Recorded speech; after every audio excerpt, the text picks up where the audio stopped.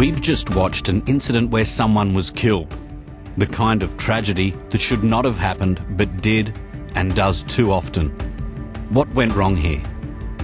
The power lines on this work site, like others, carry electricity which, if contacted, can kill you. To avoid injuries, look around and identify where power lines are located and mark them at ground level before you start working outdoors. Talk to your boss or foreman and take note of any areas on the site which could be hazardous.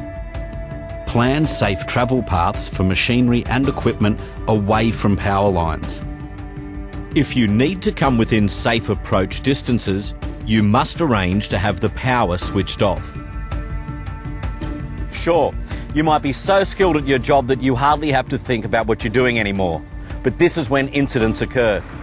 By making contact with these overhead power lines, the crane completed an electrical circuit, with the electricity passing through the crane to earth and also through the worker touching the sling. The crane operator wasn't electrocuted because in this case he was in the cabin and the current didn't pass through his body to reach the ground. For the moment he was safe and remembered the first thing he should do was to try and break the crane's contact with the power lines.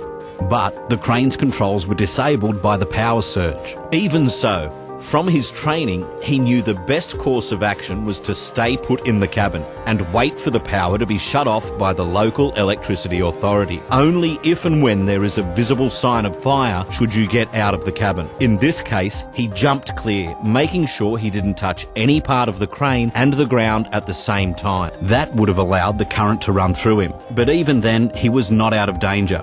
An electrical current flowing through the crane to earth has created an invisible radiating electrical field in the earth outwards from the crane. If he had walked or ran, one leg would have been at a different voltage from the other and the current would have flowed through his body, causing him to receive an electric shock. The answer was to keep his feet together in constant contact with the ground and shuffle or hop at least 8 metres away from the crane. All right, he was out of danger, but what about his mate? Whatever happens, don't try and go to the assistance of anyone who has received an electric shock, or let anybody else.